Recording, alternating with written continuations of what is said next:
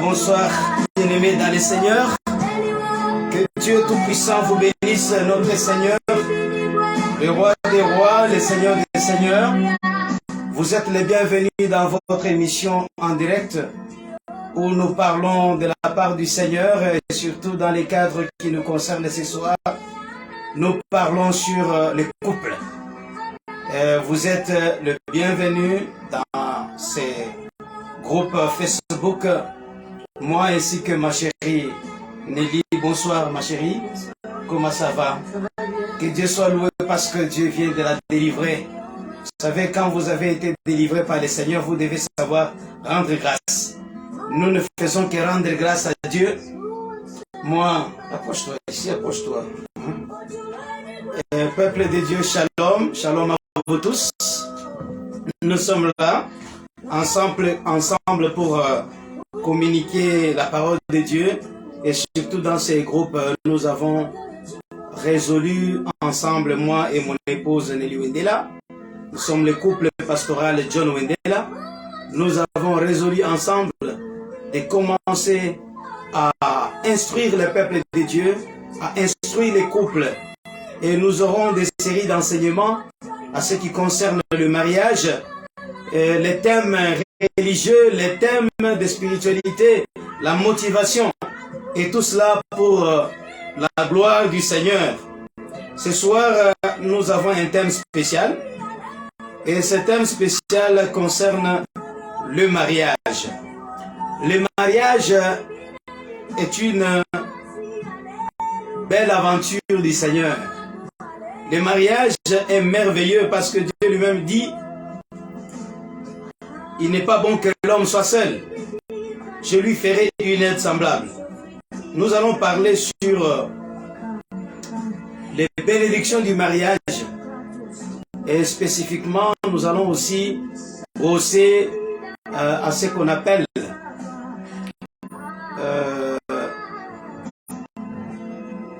les 7 piliers du mariage. Pour cette raison, nous bénissons le Seigneur, moi ainsi que ma chérie Nelly, ma chérie d'amour. Ça va? I love you too much, my darling. Thank you. Glory to God. Nous bénissons le Seigneur pour cette opportunité qu'il nous donne. Je pense que c'est grâce à Dieu qu'elle est là. C'est elle la coqueluche de mon cœur. C'est elle qui est la mère de mes enfants. Je n'en ai pas deux. Je n'ai qu'une seule femme. Comme il est dit, l'homme quittera son père et sa mère. Il quittera ses parents, s'attachera à sa femme. Et les deux deviendront une seule chair. Ça, c'est vraiment quelque chose de merveilleux. C'est quelque chose de très bon. Voilà pourquoi nous voulons partager avec vous la parole du Seigneur.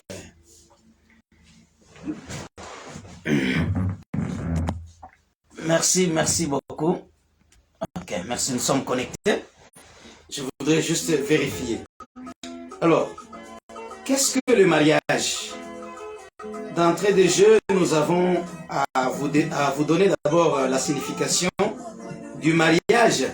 Et quand nous parlons du mariage, c'est le mariage chrétien. Le mariage selon Dieu. Parce que quand on parle de mariage, le thème est très vaste. Les droits ou le droit civil à sa façon, à sa définition du mariage. Nous avons des sociétés traditionnelles, nos coutumes, et surtout en Afrique, certains peuples, chaque peuple a sa conception du mariage. Mais ici, nous voulons vous parler du mariage chrétien. Et qui dit mariage chrétien, on voit d'abord Dieu, on voit la parole de Dieu, la Bible. Et nous allons définir le mariage selon Dieu. Et quand je dis le mariage selon Dieu, vous comprenez bien qu'il est question bel et bien du mariage chrétien. Alors, la première des choses que nous voulons définir, c'est quoi le mariage? Vous savez, tout commence par la définition. Lorsque la chose est mal définie, lorsque la discipline n'a pas été bien définie, dès le départ, il s'est fait que même la suite sera totalement, vraiment désorientée, tout sera biaisé et on ne saura pas comprendre de quoi on parle. Nous vous parlons du mariage chrétien. Avant de parler de bénédiction du mariage, nous parlons d'abord de la définition du mariage. Nous vous parlerons de ces 7 piliers du mariage que nous trouvons dans la parole de Dieu. Et nous parlerons ensuite de ce qu'on appelle les bénédictions du mariage. C'est quoi le mariage? Nous savons aujourd'hui que notre monde est en crise de spiritualité. Et quand on parle de crise de spiritualité, c'est que les hommes et les femmes s'éloignent de plus en plus de la parole de Dieu. C'est le temps de l'apostasie. Et cette apostasie entre même dans les couples chrétiens.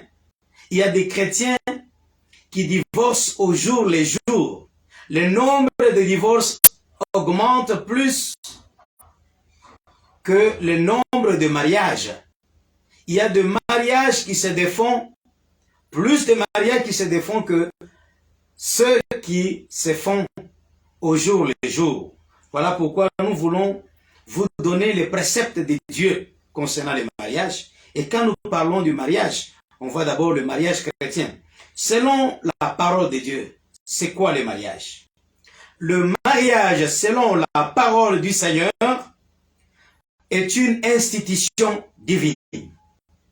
Le mariage est une institution divine parce que c'est quelque chose qui n'a pas été fabriqué par la main d'homme.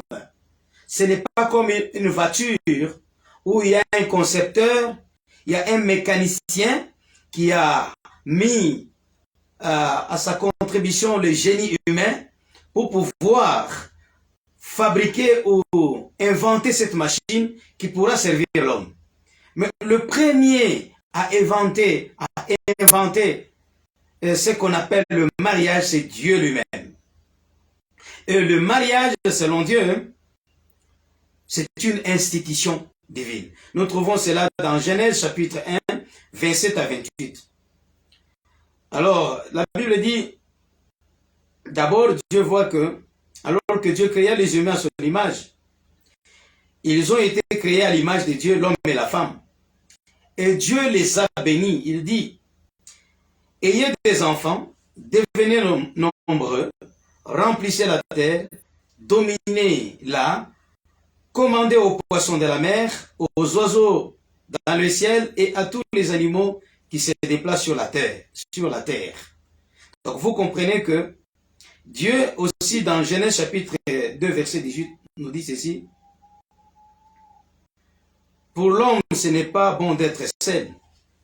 Je vais lui faire une aide qui lui convienne parfaitement.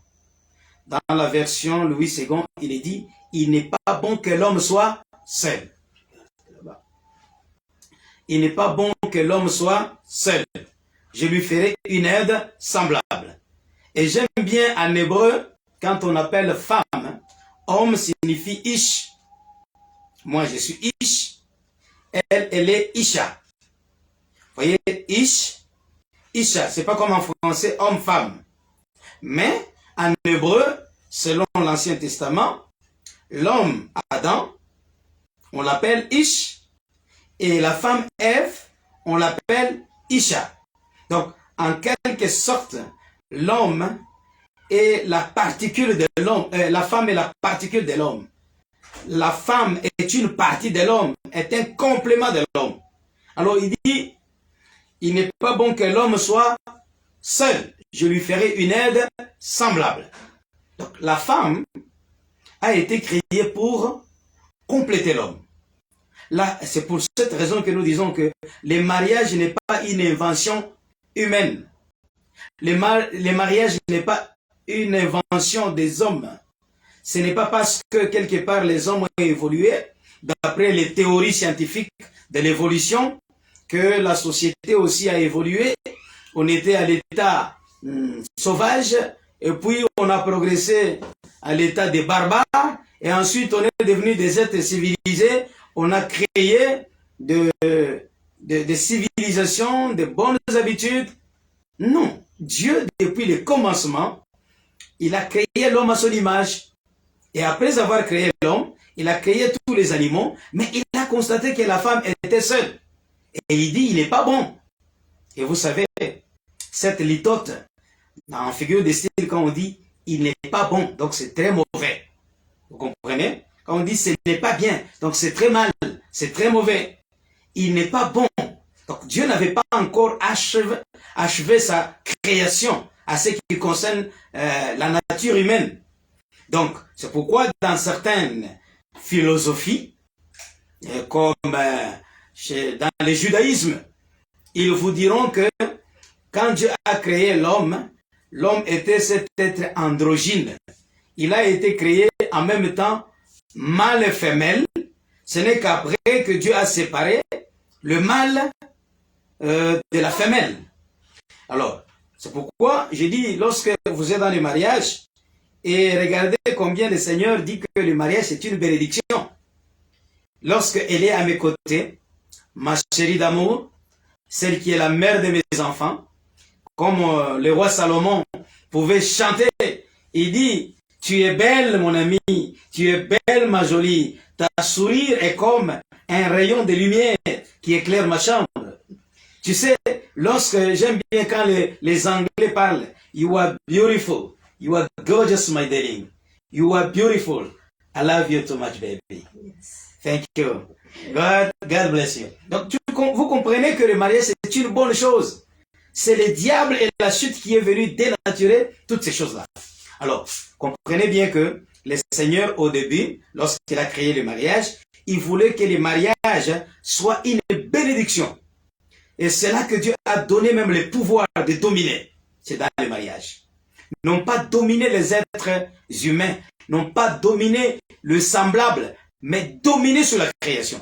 Donc, le mariage est la cellule sur laquelle Dieu s'appuie pour conquérir, pour dominer et pour exploiter sa création, son univers qui a été créé. Et vous allez voir que sans la femme, il n'y a pas de roi, il n'y a pas de conquérants, il n'y a pas des inventeurs, il n'y a pas de savants, il n'y a pas d'enseignants.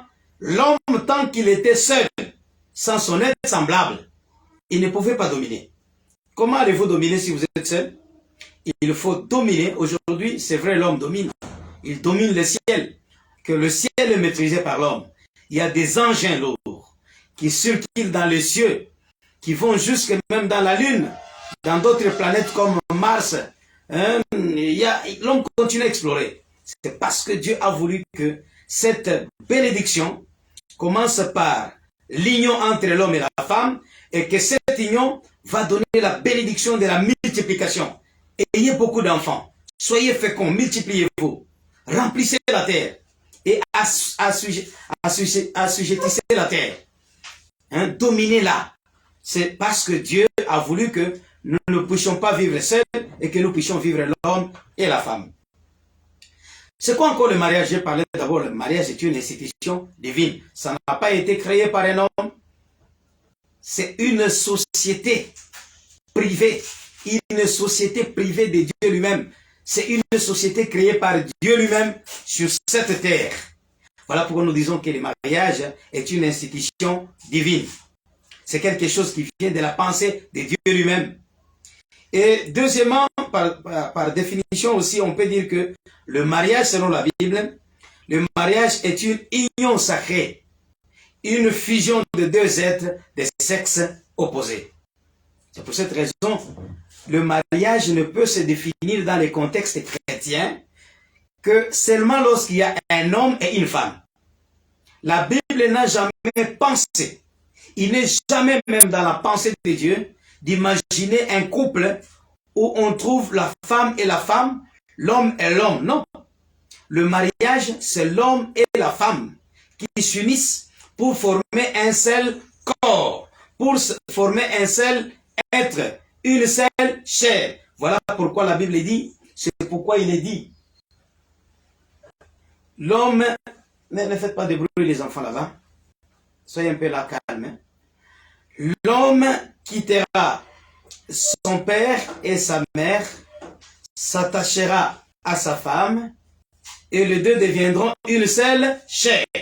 Donc, c'est la fusion des deux êtres.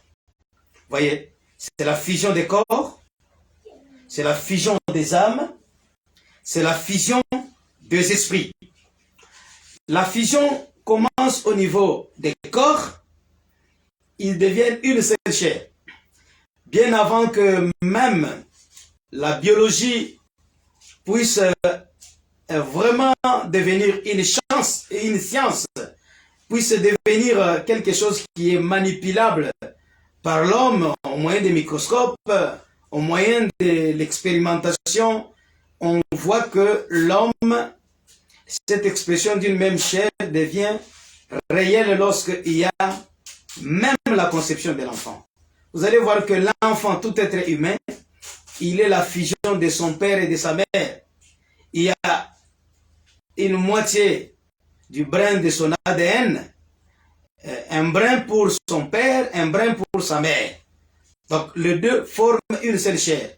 Du point de vue d'abord de la progéniture, donc les enfants même expliquent ce mystère de la fusion. Donc l'homme et la femme, ils deviennent une seule chair. C'est pourquoi j'aime bien, en hébreu, le mâle signifie quelque chose de pointu, et femelle quelque chose de creux, le mâle le pointu dans les creux, et cette fusion, même en mécanique on parle de mariage, par exemple qu'on voit la vis et l'écrou, quand ils sont vraiment connectés ensemble, ils sont fusionnés, on parle qu'il y a un mariage. Donc le mariage ici, c'est le mariage chrétien qui consiste à unir deux êtres de sexe opposé pour qu'ils deviennent une seule chair, tel que vous me voyez moi, hein, avec ma barbe, et une calvitie qui commence à se développer, avec le poids de l'âge qui avance, mais vous me voyez avec un autre gaillard en barbe, et je l'appelle chéri. Vous voyez que c'est une contradiction, c'est une aberration, c'est une même perversion, c'est une abomination, c'est quelque chose qui n'est jamais pensé qui n'est jamais monté dans la pensée de Dieu. Et lorsque Dieu voit aujourd'hui le mariage dénaturé, transformé, une femme qui épouse une autre femme, un homme qui épouse un autre homme, laissez-moi vous dire que ces choses, hein, c'est vraiment une insulte même. C'est une atteinte au trône divin, au trône de la majesté divine. Comme certains anciens disaient, lorsque un homme s'unit à un homme, même le trône de Dieu bouge. Même le trône de Dieu tremble. C'est vraiment une abomination.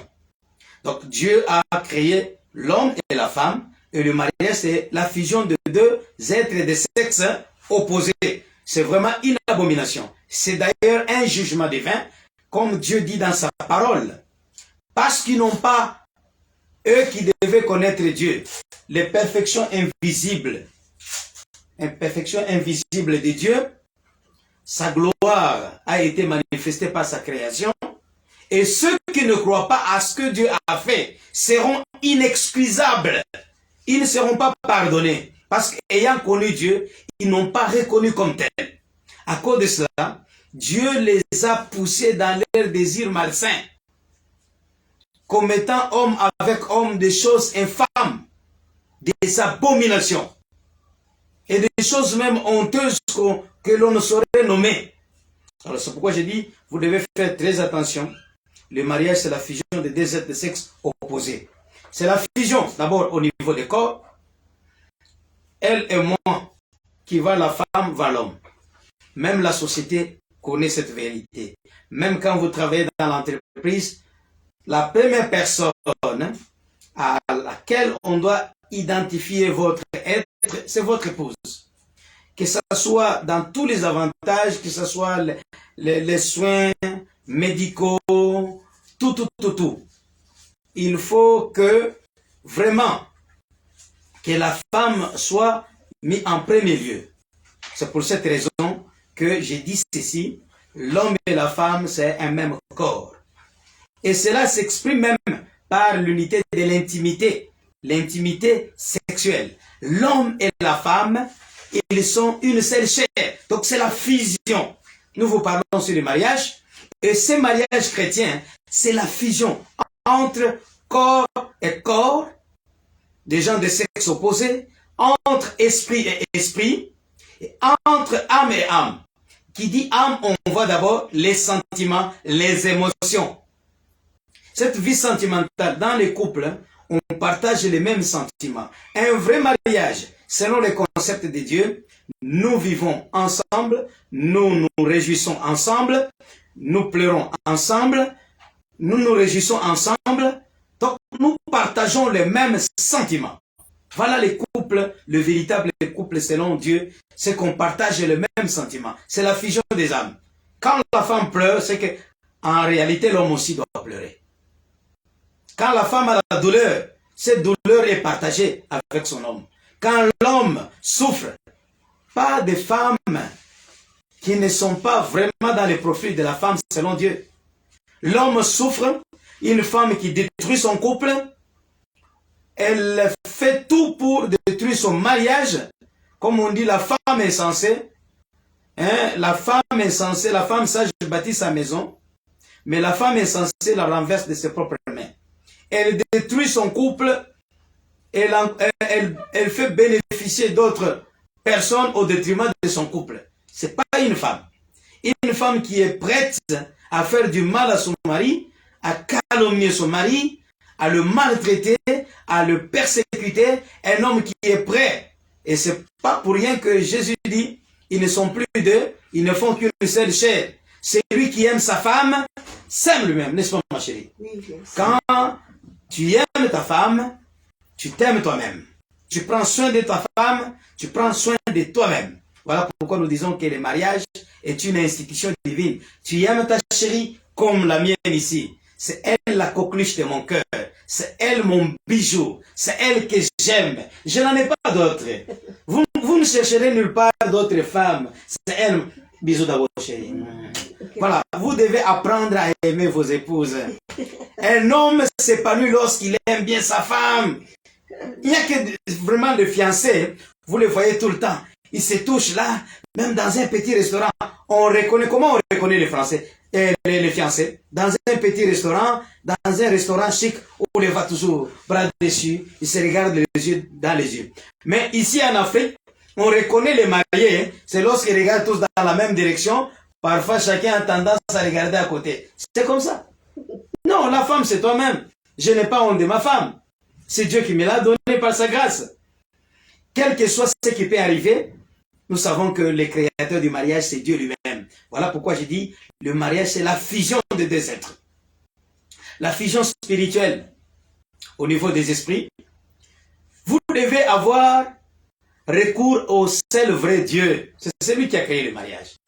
Si vous voulez réussir dans votre mariage, vous devez d'abord associer Dieu pour fusionner vos esprits. Donc, une vraie femme doit être dans la pensée, dans la philosophie, dans les raisonnements de son mari. C'est pourquoi quand deux êtres sont ensemble, inutile de vous, on dit entre l'arbre et l'écorce, il ne faut pas mettre la main. L'affaire, comme on dit à Swahili, mambo ya bibi na bwana, kama unaingililia mutalala nje. Ils peuvent se battre, se dire des choses. En tout cas, vous, les parents, les frères, faites très attention. Au moment où vous venez pour la prendre, vous êtes dehors là très fâché, mais vous ne savez pas ce qu'il parle dans la maison. Et il va sortir, ou il va sortir. Maman, mino c'est mon rodi et tout. Mino c'est mon match et tout. Donc c'est pour cette raison que je dis que c'est la fusion des deux esprits. Donc ils ont la même pensée. Ils ont la même philosophie. Si un couple n'a pas encore fait cette fusion, c'est que ce n'est pas encore un couple. Donc vous voyez, il y a trois termes.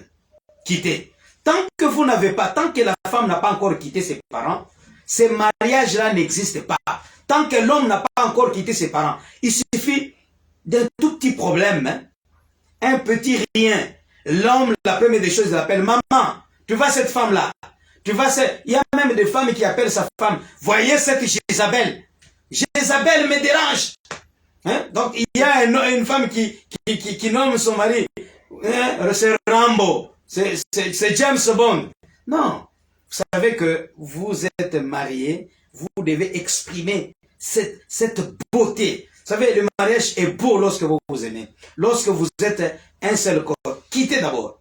Il est difficile de rester sous les toits parentaux et continuer malgré tout à être un bon couple.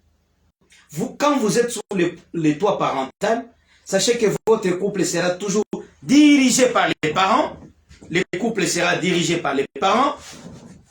Le couple sera tout le temps influencé par les parents, par la belle famille, par vos frères, par vos soeurs. Ça, ce n'est pas un couple. La première des choses pour former une seule chair, pour faire la fusion, première étape, il faut quitter. Et on ne sait pas quitter seulement sur le plan physique. Quitter physiquement sur le plan physique, quitter aussi sur le plan économique, il faut quitter. Un couple qui dépend toujours financièrement des parents, ce couple ne sera jamais stable. Celui qui te donne l'argent, vraiment tu seras toujours influencé par celui qui te donne. Les couples stables, lorsque vous avez quitté sur le plan physique, sur le plan émotionnel, une femme qui ne pense toujours à ses parents, oh papa a dit, maman a dit, ne sera jamais un couple. Pour devenir un couple, il faut quitter d'abord. Pour faire la fusion des esprits, quitter ses parents sur le plan émotionnel. Je sais que lorsque j'ai épousé mon épouse, j'étais tellement entiché à ma maman. Tellement j'aimais, vous savez, les garçons sont attachés à leur mère. Les filles sont attachées à leur père. Quand vous êtes vraiment entiché de vos parents et que vous êtes tellement attaché émotionnellement, en commençant les couples, si vous n'êtes pas encore mûr, mature, ce couple va faire naufrage. Va connaître un grand naufrage. Pourquoi? Parce que vous serez toujours dépendant.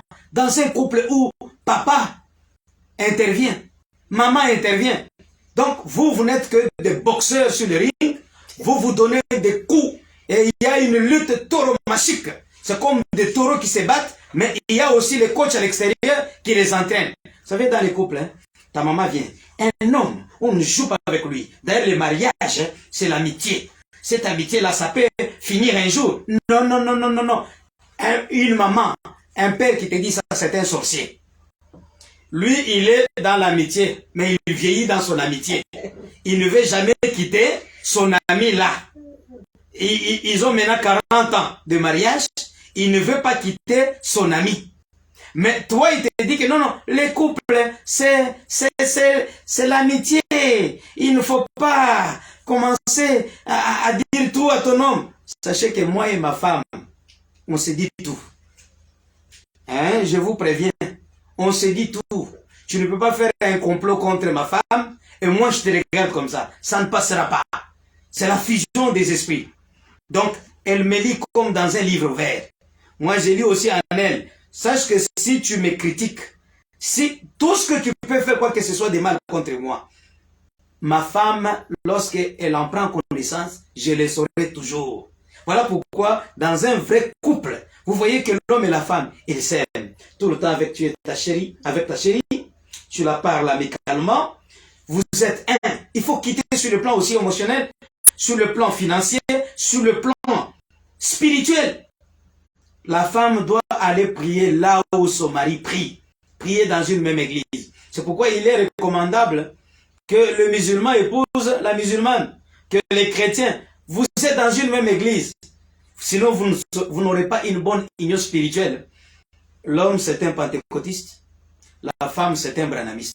C'est une branhamiste. Vous voyez que là, les torchons brûlent. Hein? D'abord, au niveau des doctrines, ça ne marche pas. Et il y aura toujours incompatibilité dans les couples sur le plan spirituel. Sur le plan émotionnel, bien sûr, on ne peut pas toujours être des mêmes traits caractériels. On ne peut pas avoir les mêmes caractéristiques psychologiques, non. On peut avoir un homme extraverti, une femme introvertie. Donc, mais, quel que soit tout cela, vous devez faire la fusion au niveau des esprits, la fusion au niveau de l'âme, au niveau du corps, vous allez voir qu'à un certain moment, l'homme et la femme commencent à se ressembler. Parce que sur le plan scientifique, c'est prouvé. Il y a échange de fragments d'ADN. Il y a échange des hormones. Vous savez qu'on devient.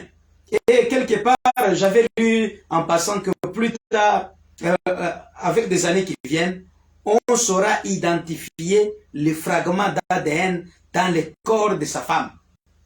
C'est compliqué, mais la science n'est pas encore arrivée à ces prouesses. Donc l'homme et la femme, il faut quitter. Deuxième étape, lorsque vous avez quitté pour faire la fusion un même corps, quittez les parents. Quittez sur le plan financier, quittez sur le plan même coutumier, quittez sur le plan physique, quittez sur le plan émotionnel, quittez. Maman, bwana huku, owarini chambula, owarini sema hivi. Vous pensez que si ma fille tout le temps doit m'appeler pour me dire ce que son mari lui fait, en tant qu'être humain, quoique étant pasteur avec les sentiments, vous pensez que je vais continuer à avoir confiance, à aimer son mari? C'est pourquoi je dis, il y a des petits problèmes qu'il faut régler entre vous. C'est pas pour rien qu'il y a des parrains. C'est pas pour rien qu'il y a des parrains. C'est des pasteurs, des hommes de Dieu, des conseillers conjugaux. Mais ne commettez jamais l'erreur si ta belle-mère, ton beau-père, te dit, dis-moi un peu les défauts de mon fils pour que je sache comment les conseiller ou la conseiller. C'est un piège. Il va se tourner contre toi. Faut jamais oser. Quand vous avez quitté, maintenant vous allez vous élire. S'attacher. Vous savez, le terme s'attacher, c'est comme vous avez deux papiers. Prenez deux papiers duplicataires, format A4. Vous y mettez un peu une couche de colle de part et d'autre sur les deux papiers. Puis après, colle à papier. Puis après, attachez ces deux papiers. Lorsqu'on vous dit séparer maintenant ces deux papiers, vous ne pouvez séparer ces papiers sans que l'un et l'autre ne s'entredéchirent. Voilà pourquoi les divorces laissent les familles brisées complètement. Vous ne pouvez jamais séparer ce que Dieu a collé. Que personne ne sépare ce que Dieu a joint. Ce que Dieu a uni, quand vous séparez, c'est la mort. C'est pour cette raison, vous qui aimez trop parler, surtout chez les Bantous, nous en République démocratique du Congo, les parents s'ingèrent pas mal dans les couples. Pour leurs propres intérêts, ils sont prêts même à proposer des divorces. Ils sont prêts même à faire des choses pour qu'il y ait séparation. Sachez bien que quand il y a séparation, il y a les couples, tous les deux sont brisés, les enfants sont brisés, et même se conforment pour la deuxième fois, ça sera vraiment du bluff. Ça sera pas. Le vrai mariage, c'est le premier mariage. Demandez même à ceux qui ont contracté d'autres mariages après la mort de leurs époux, de leurs épouses. Ils vous diront que le véritable mariage, c'est le premier mariage. À moins que Dieu vous fasse grâce de trouver une très bonne femme ou un homme merveilleux qui vous fera oublier le premier mariage. C'est pourquoi la Bible dit, je suis contre vous parce que vous avez abandonné la femme que vous avez aimée dans votre jeunesse. La femme de la jeunesse, celle que j'ai épousée. Et elle avait encore, quand moi j'avais 29 ans, elle avait 23 ans. 23 ans vers 24 ans. Donc vous comprenez que déjà cette femme-là, elle était toute petite quand je l'ai connue. Hein, cette dame, vous voyez, elle est devenue un peu grasse. Elle était trop jeune, mince, Miss. Toute jolie Miss. Mais vous voyez que ça, c'est une longue expérience. Maintenant, nous avons 17 ans de mariage. Dans quelques années seulement, nous aurons 20 ans de mariage. Et vous savez, dans le monde d'aujourd'hui, c'est pas facile, hein? C'est pas facile, je vous dis. Il y a des histoires. Il y a des problèmes qui surgissent dans les couples. Voilà pourquoi il faut considérer le mariage comme une union sacrée. Que personne ne sépare ce que Dieu a joint. Quand vous êtes attachés pour former un seul corps, la première des choses, il faut quitter. Que la femme quitte ses parents, sa famille, physiquement, émotionnellement, spirituellement. Et que l'homme aussi fasse de même. Quand ils s'unissent, ils deviennent une seule chair. D'abord, il faut s'attacher avant de devenir. C'est comme en chimie, hein, dont nous a appris, je suis chimiste de formation, que tant que deux corps sont séparés, ils ne peuvent s'unir. Lorsque on met deux réactants, ou deux réactifs, en termes un peu faciles terre à terre, deux réactants ensemble, dans des conditions de température et de pression bien appropriées. Par exemple, on prend le sodium, on l'associe avec le chlore. Et après un certain moment, d'abord, il y aura choc des molécules. C'est pourquoi même dans un couple, même s'il y a des problèmes au début, surtout pour les nouveaux mariés, ce n'est que normal. L'emboîtement des caractères. Ah, l'emboîtement des caractères. Merci ma chérie. Avant qu'il y ait vraiment, vraiment fusion des caractères, il y aura des chocs. Parfois même, il y aura des pleurs. Ça fait mal. Si vous voyez, c'est pourquoi j'ai dit le mariage c'est la chimie, l'amour c'est la physique. L'amour peut varier en intensité. Ça peut croître pendant un moment, ça baisse. C'est comme une pression. Ça monte, ça baisse, ça reste un peu constant. Mais le mariage, c'est la chimie.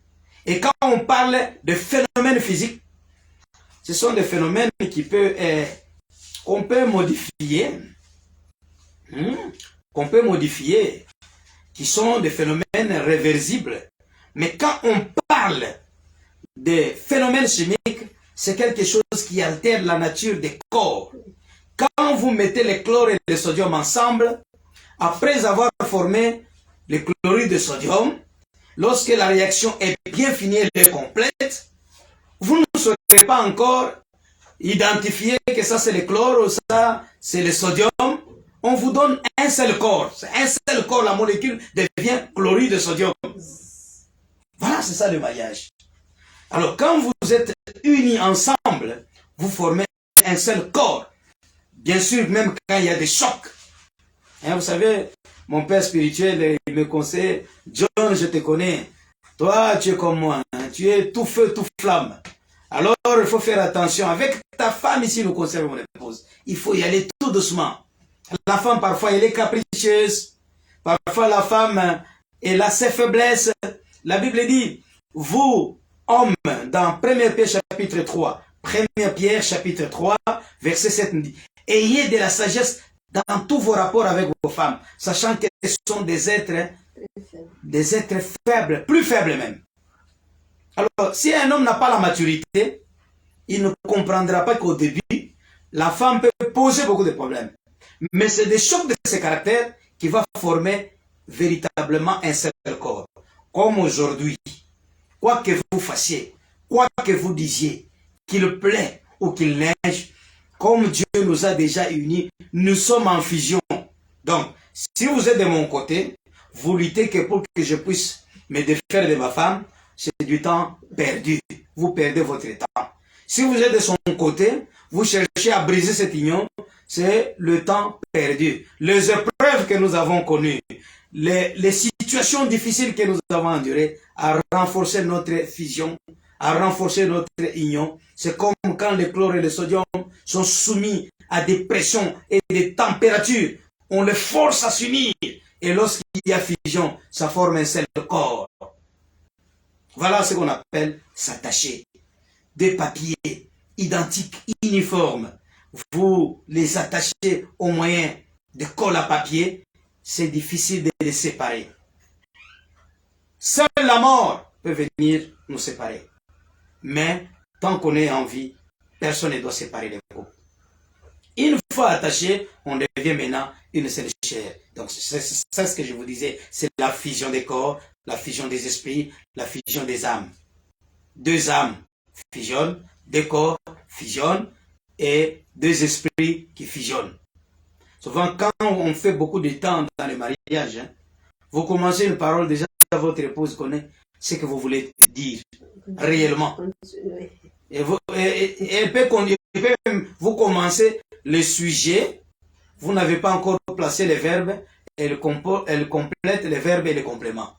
Pour qu'une phrase soit réellement formée, il y a le sujet, les verbes et les compléments. Tu commences seulement, je vais, oui, tu veux partir au marché.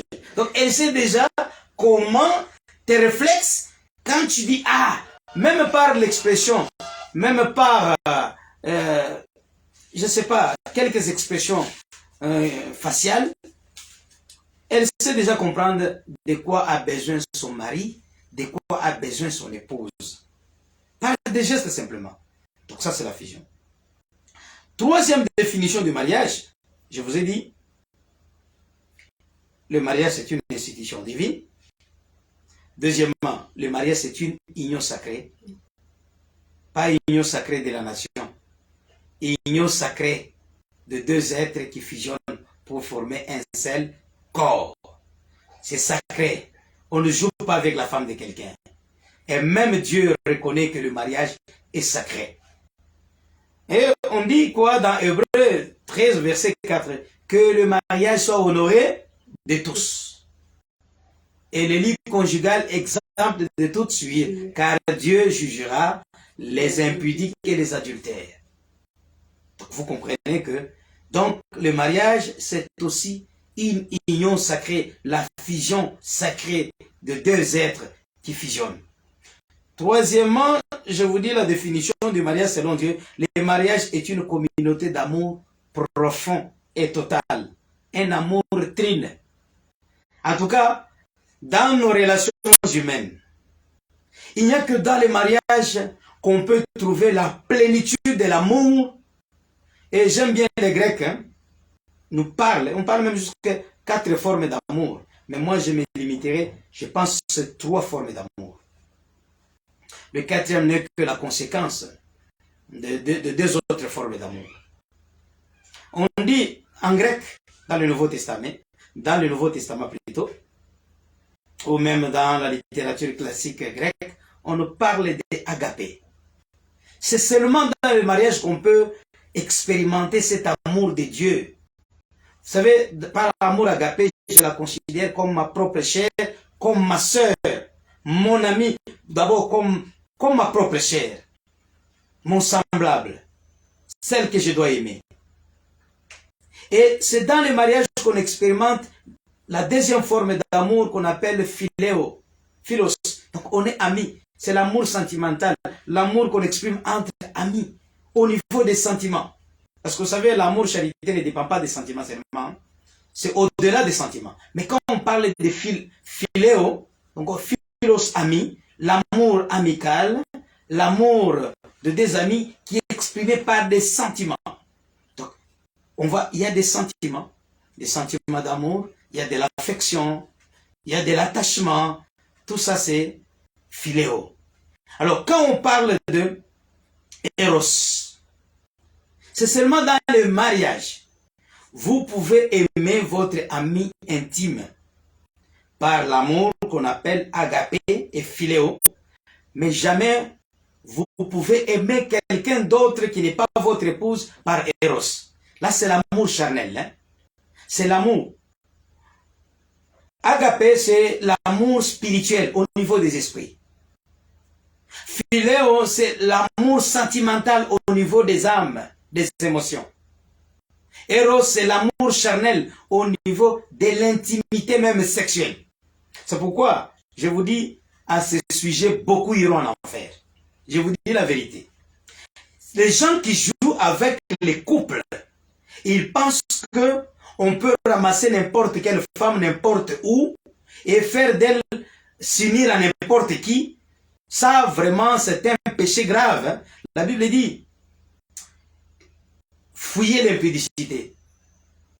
Celui qui commet l'impudicité, l'immoralité, donc tout acte sexuel en dehors du mariage, c'est vraiment une abomination devant Dieu. Vous savez que ça porte beaucoup de problèmes, beaucoup de conséquences.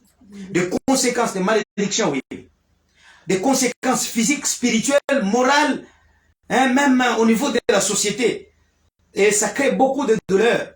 Les livres des Proverbes, lisez Proverbes chapitre 5, chapitre 6, chapitre 7, donnent pas mal de conséquences pour ceux qui veulent tricher, qui vont aller ailleurs, en dehors de leur couple. Ils ont de sérieux problèmes. C'est seulement dans les couples qu'on peut expérimenter les trois formes d'amour.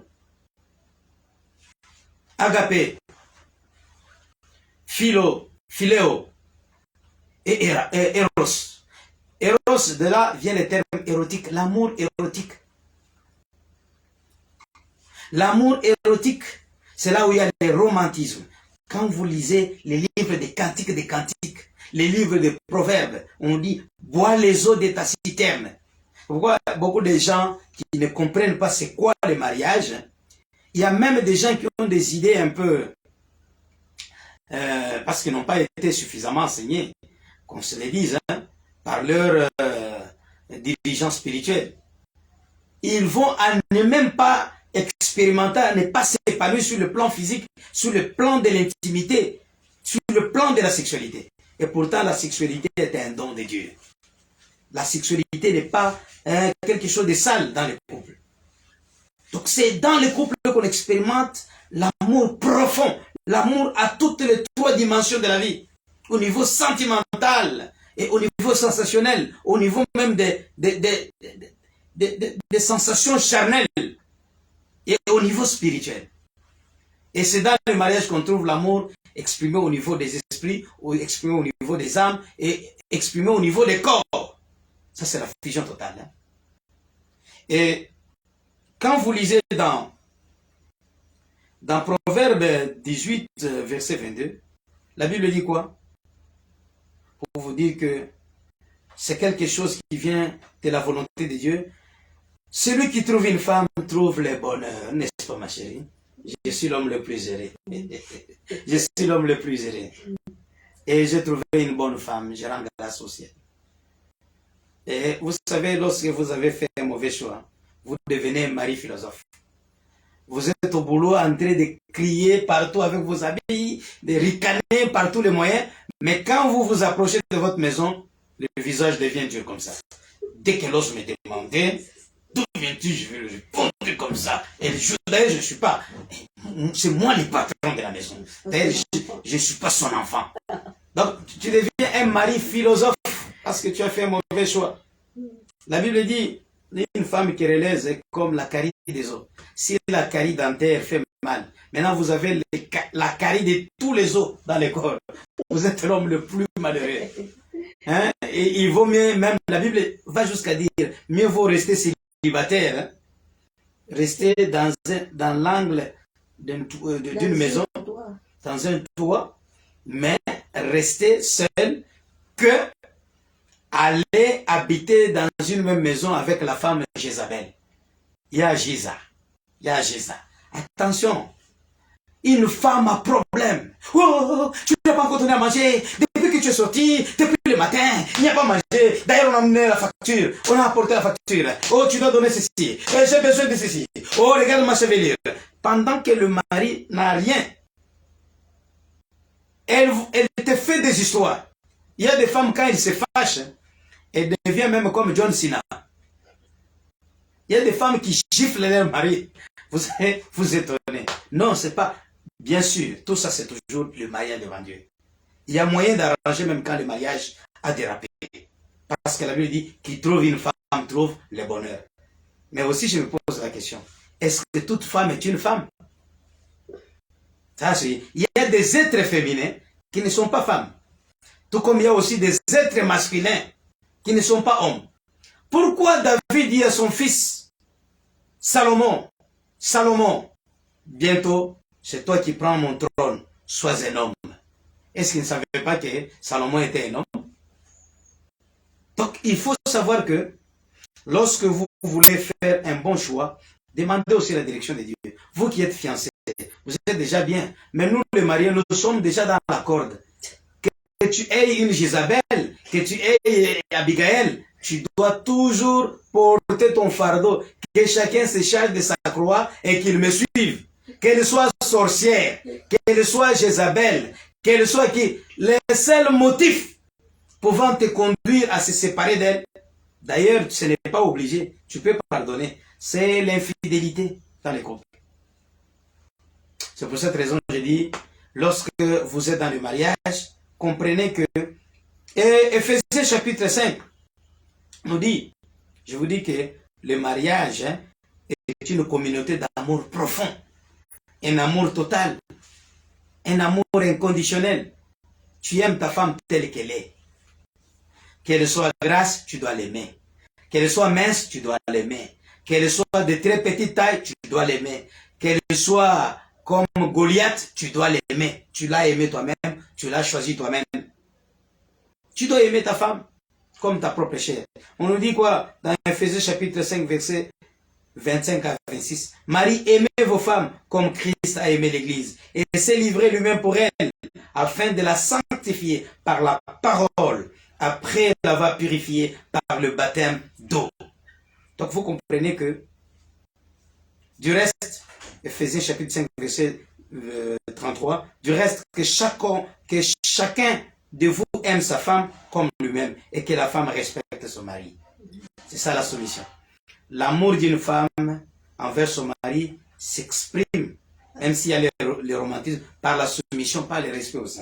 Aucun homme ne peut tolérer, ne peut accepter de vivre avec une femme qui ne le respecte pas et qui ne se soumet pas à lui. C'est pourquoi il faut faire très attention. L'homme, son amour ici, agapé, s'exprime d'abord par sa responsabilité. Tu es chef responsable. Tu dois prendre soin de ta femme. Tu dois savoir comment ta femme doit s'habiller. Mais vous savez, je regrette beaucoup. Il y a des couples chrétiens. Quand vous voyez le mari est très chic à tout moment. Mais quand vous regardez la femme, elle est comme une féticheuse là de la Katoura. Une féticheuse là des coins de Lubumbashi. Une féticheuse là du village. Elle est mal vêtue. Vous voyez, les féticheuses africaines, hein, elles sont mal vêtues. Quand tu la vois, tu dis, voici la diable. Diable est là, mal vêtu, mais un homme qui ne sait pas comment sa femme doit s'habiller, comment sa femme doit manger, un homme qui passe toujours des restaurants, tous les restaurants les connaissent, restaurants des Chinois, des Indiens, des Français, des Italiens, dans la ville ici. Toujours avec d'autres petites filles. Mais sa femme, il ne l'a jamais conduit dans aucun restaurant. Et cet homme n'est pas un bon type. D'ailleurs, quand tu es en train de vêtir ta femme, la gloire te revient toi-même. Tu nourris bien ta femme. Elle est en bonne santé. Vraiment, ce mérite te revient. Mais malheureusement, il y a des gens qui grassissent même, hein, qui prennent du poids à l'extérieur de leur maison. Mais lui, on a fini ma poisson. Il mange des poissons de toute espèce, hein, de toute forme. Hein. Je ne sais pas, des poissons chinois, des poissons bantous, des poissons indiens, des poissons, je ne sais pas s'il y a aussi des nationalités parmi les poissons, mais quand il est dans sa maison, on voit toujours les feuilles de manioc là. Sombe. Pondou. Non, c'est pas vrai. C'est pas bien. Tu travailles, tu es un directeur, tu es un monsieur qui est respectable, on te respecte bien au boulot, mais tu n'aimes pas ta femme. Et pourtant, le mariage est défini comme une société d'amour. Un amour qui s'épanouit au jour le jour. Un amour complet. Un amour profond. Un amour transcendantal qui va même au-delà de l'amour qu'on a envers des parents et des sœurs de la famille. C'est pas si c'est ta propre chair. Alors, le mariage, selon Dieu, nous pouvons encore ajouter quatrième définition du mariage. Le mariage est un engagement sacré devant Dieu et devant la société. En Malachie chapitre 2, verset 14. La Bible nous dit quoi? La version ici, c'est la version, excusez-moi, Semeur. On dit, vous demandez pourquoi en est-il ainsi? Pourquoi Dieu n'agrée pas nos offrandes? Pourquoi Dieu ne nous bénit pas? Dieu répond, parce que l'Éternel a été témoin entre chacun de vous et la femme que vous avez épousée lorsque vous étiez jeune, lorsque vous et que vous avez trahi cette femme. Elle était ta compagne. Tu avais conclu une alliance avec elle. Vous voyez déjà, on nous donne la 5e définition. Le mariage, c'est une alliance perpétuelle. Dans les termes juridiques, on parle de mariage, on appelle contrat perpétuel. Mais nous ne parlons pas de contrat. Il faut mettre la nuance des choses. Je sais que alliance et contrat peuvent être synonymes, mais ce n'est pas la même chose. Le mariage, ce n'est pas pour rien que nous portons ces anneaux ici. C'est signe d'alliance. Donc, le mariage, par sa 4e définition, nous avons dit que le mariage, c'est un engagement sacré devant Dieu. Dieu a été témoin lorsque tu as pris la décision devant l'autorité civile de l'État, tu as pris la décision devant l'autorité de l'Église. Consentez-vous de prendre tel pour épouse, pour époux? Tu dis, je le consens. Et j'aime bien là, que le Seigneur bénisse notre révérend pasteur Omoni Kalombo Mukulu Wakasongo, qui avait béni notre couple. Il disait toujours, mes enfants, nous sommes témoins. Et Dieu vous entend, nous en sommes témoins. Que Dieu ne sépare pas ce que Dieu a joint. J'aimais bien à la Pépé Nilou, la chanson qu'on avait chantée le jour de notre mariage, que si tu te sépares de cette femme, Papa John, tu auras des problèmes avec Dieu. Maman Nelly, si tu te sépares de cet homme, quelles que soient les épreuves de tension, quelque part, on doit savoir qu'il y a un engagement. C'est un engagement sacré. Beaucoup de pasteurs, beaucoup d'hommes de Dieu n'entreront pas au ciel. Parce que combien de gens ont rompu, ont brisé cette alliance. Ont brisé. La Bible dit c'est une chose très dangereuse. C'est un piège pour un homme de prendre un engagement sacré à la légère. De prendre un engagement sacré avec légèreté. C'est un piège pour un homme. Vous allez entendre, quelqu'un m'avait dit que, en tout cas, pasteur, moi avec cette femme-là, c'est fini. J'ai dit, pensez aussi à l'éternité, dit, je vous donne ma parole d'honneur. S'il faut que j'aille en enfer à cause de cette femme, j'irai avec honneur. Il me dit, il me donne la parole d'honneur, il est prêt à aller en enfer, mais il ne doit pas rester avec cette femme-là. Cette femme lui manque du respect, cette femme ne l'aime pas tellement. C'est pour cette raison, vous qui n'êtes pas encore mariés, Paul dit, vous qui n'êtes pas encore mariés, ne vous engagez pas avec précipitation dans les couples.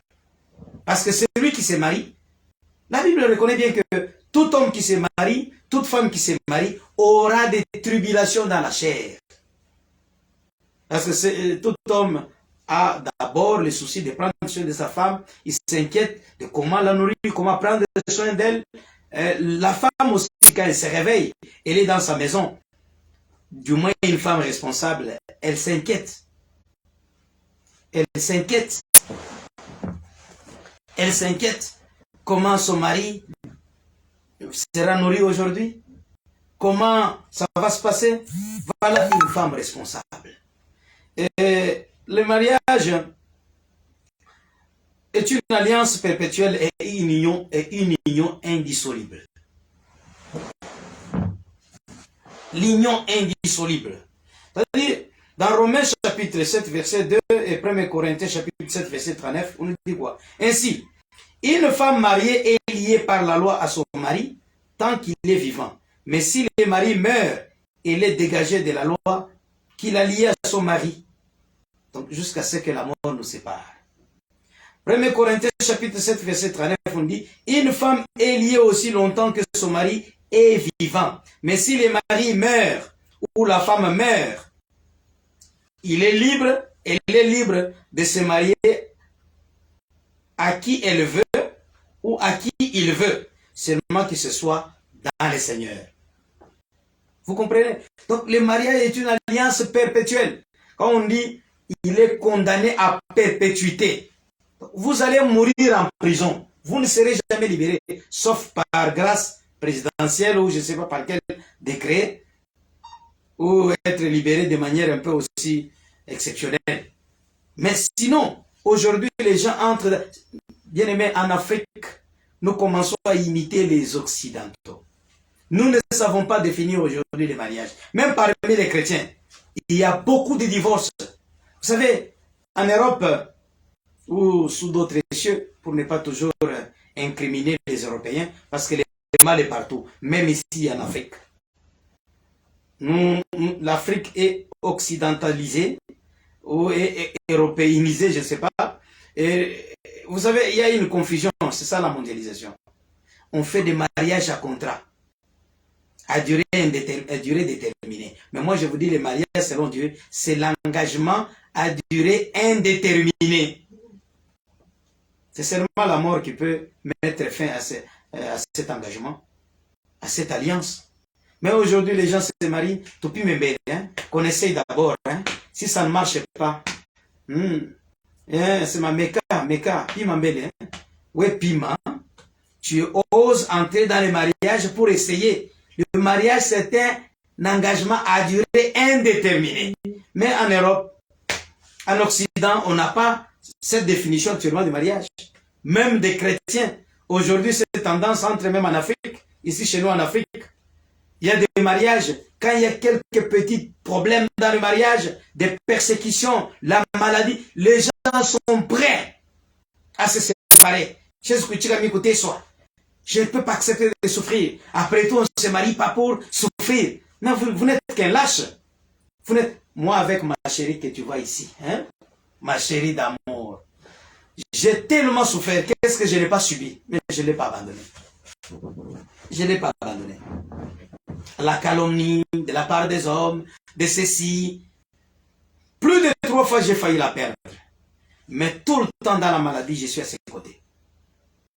Je suis à ses côtés. Même moi, quand je souffre, elle est à mes côtés. Mais aujourd'hui, même les parents, vous voyez un pasteur qui marie ses enfants, il est prêt lorsqu'il y a quelques petits problèmes de maladie dans les couples, la pauvreté, il est prêt même à aller arracher. Je ne peux pas te laisser mes enfants. Tu n'es qu'un irresponsable. Irresponsable parce qu'aujourd'hui, il a perdu son boulot. Mais quand il avait son boulot, il n'était pas irresponsable. C'est pour cette raison, beaucoup de gens iront en enfer. Parce qu'ils ne respectent pas les mariages. Sixième définition, le mariage est un grand mystère divin qui symbolise Christ. On dit ce mystère est grand. Vous voyez, 2 personnes. Hein? Déjà, rien n'est caché devant Dieu. Dieu étant omniscient, la préscience de Dieu montre qu'avant que nous ne soyons même nés dans ce monde, pour chacun de nous, Dieu savait qu'il y aura tel monsieur qui se nommera John Wendella, parce que avec certitude. Et il épousera une femme qu'on appellera Nelly Wendella. Imaginez, quelqu'un, j'ai contracté beaucoup de fiançailles, et souvent ça n'allait pas plus loin.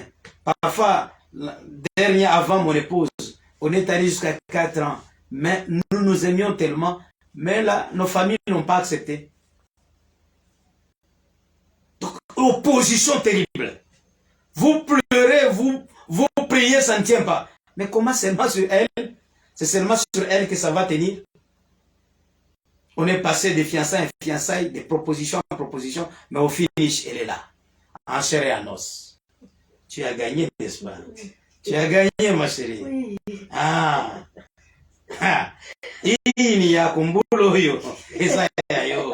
Tu as gagné. Bote bale warifata, bakufata fata, on savait quand on est jeune, hein?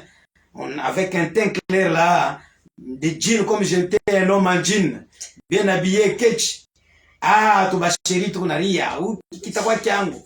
Mais tout cela, je ne les ai pas eu. Seulement elle. Vous pensez que c'est par hasard? Ce n'est pas par hasard. C'est déjà écrit depuis le commencement du monde.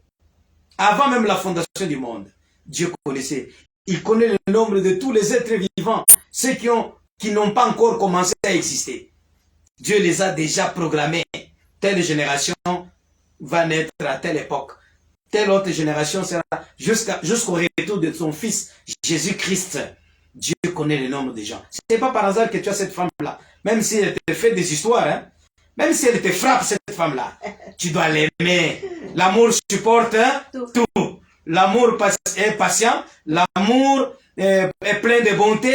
L'amour croit tout. Continue à prier pour la sœur Jézabel là. Un jour, Dieu va la convertir. Elle sera Esther, la reine Esther. Elle sera Abigail, la femme sage. Vous savez qu'il y a des hommes qui ne méritent pas leurs femmes. Hein? Tout comme il y a aussi des femmes qui ne méritent pas leurs hommes. Mais après tout, devant Dieu, quand tu as déjà pris la décision, ce qui est scellé est déjà scellé. Ce qui est écrit est déjà écrit. C'est pourquoi vous, jeunes gens, avant d'entrer, non, je l'aime tellement. Toi, tu regardes la femme parce que tu vas se moller là, tu vois que tu vas continuer à admirer ses mollets. Une femme, toute belle qu'elle soit, si vraiment elle n'a pas le profil d'être une bonne femme, tu vas faire ça. Mais après tout, tu dois continuer à l'aimer. L'amour est patient. L'amour supporte tout. Papa ou l'intembo wako pamaveka. Tu dois continuer à la soulever. Même si elle est graciée, elle devient comme une baleine. Tu dois continuer à l'aimer. Même si elle devient maigre, elle n'a que la peau et les os. Hein? Parce qu'elle a attrapé une maladie, tu dois continuer à l'aimer. Ah, vous voyez la beauté des femmes. Hein? Juste un petit rien, elle peut disparaître. Si tu aimes seulement la beauté, tu es l'homme le plus malheureux. Parce que la beauté, c'est comme une fleur. Et ça commence quand le soleil ne s'est pas encore levé. À 12 heures, elle commence à faner, cette fleur-là. Mais il faut bien entretenir la fleur. Hein? La mettre sous l'ombre, hein? L'arroser. Hein? La beauté, la femme, c'est une... Pour qu'elle ne puisse pas faner, bien sûr. La femme, c'est une fleur qu'il faut arroser. Elle a besoin d'être habillée à tout moment. Sois l'habilleur de ta femme. Sois le véritable sponsor de ta femme. Tu dois aimer ta femme. Vous savez que il est difficile de publier tout le temps sa femme sur Facebook lorsqu'elle est sale. Hein? Lorsqu'elle est comme une féticheuse. Vous savez, quand tu habilles bien ta femme, il y a des gens, vous ne verrez jamais sa femme. Elle publie des photos toujours avec des amis, des collègues de service. Un bras dessous, avec des rires là, mon ami. Hein? En photo selfie là. Tiens, mais vous ne verrez jamais sa femme. C'est parce qu'elle ne comprend pas c'est quoi le mariage. C'est elle, mon ami. Wejo wangu. Waswahili on dit, wejo wangu. Uku wa kumuchima yangu. Hey! Niliwendela. Hein, tu es merveilleuse. Donc, tu comprends que et vous devez apprendre à aimer vos époux. N'ayez pas honte d'exprimer l'amour envers votre épouse, envers votre mari. Il y a des femmes qui ont honte même de présenter son mari. C'est le père des enfants.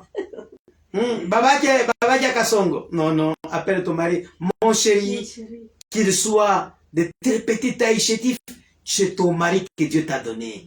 Tous les autres hommes ne t'ont pas choisi. Qu'il soit très élancé comme Goliath, n'aie pas honte de lui. Qu'il soit gros comme, je ne sais pas, un éléphant. C'est celui que Dieu t'a donné.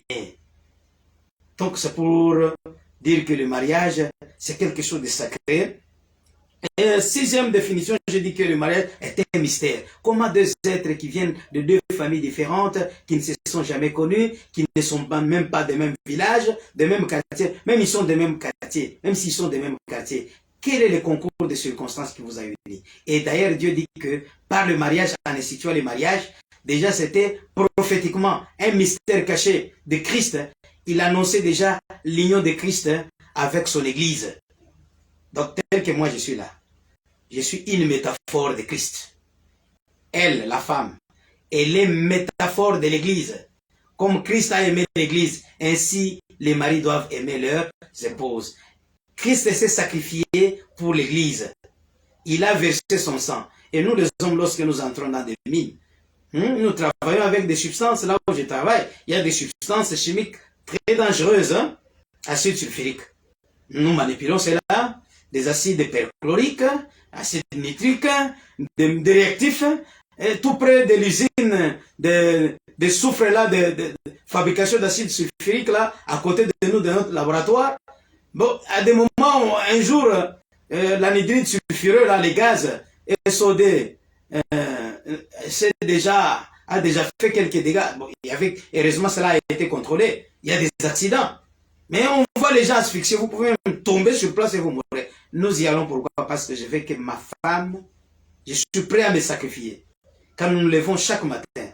C'est pourquoi les femmes doivent savoir reconnaître aussi. L'homme a besoin de la reconnaissance dans ses sacrifices. Non pas l'homme qui te donne tout. Wanini, wanini. Qu'est-ce que tu m'as déjà donné? Qu'est-ce que tu as fait dans ma vie? Des femmes ingrates comme ça ne sont pas bénies par Dieu. Alors, vous allez voir que septième définition du mariage, pour qu'on passe à autre chose. Le mariage est un moyen de multiplier l'espace. Dieu crée le mariage comme une cellule de base de la société. C'est un moyen par excellence que Dieu choisit de multiplier les êtres humains. Il dit, soyez féconds, multipliez, remplissez. On dit que la famille est la cellule de la société. C'est la cellule de toute société, c'est la famille. Et la famille est composée de qui? Papa, maman. Même s'il n'y a pas des enfants, d'abord, papa, maman, c'est déjà une famille. Et même l'église commence. Pourquoi la Bible dit là où deux ou trois sont réunis à mon nom, je suis au milieu d'eux. Je peux vous étonner que lorsque j'ai commencé le ministère, l'homme qui avait implanté le missionnaire après sa mort, tout le monde m'a fouillé. On était quelques vingtaines de personnes, trentaine de personnes. Après sa mort, tout le monde m'a quitté. Mais l'église a continué à exister grâce à moi et mon épouse. Le troisième, c'est notre fille aînée qui est devenue le troisième membre. Et après, d'autres membres ont commencé à s'ajouter jusqu'à ce qu'aujourd'hui, on est devenu nombreux et on crée d'autres paroisses. Donc, parce que Dieu sait que l'église commence aussi par une famille. Par un couple, c'est déjà l'église. Là où deux ou trois sont réunis à mon nom, je suis au milieu d'eux.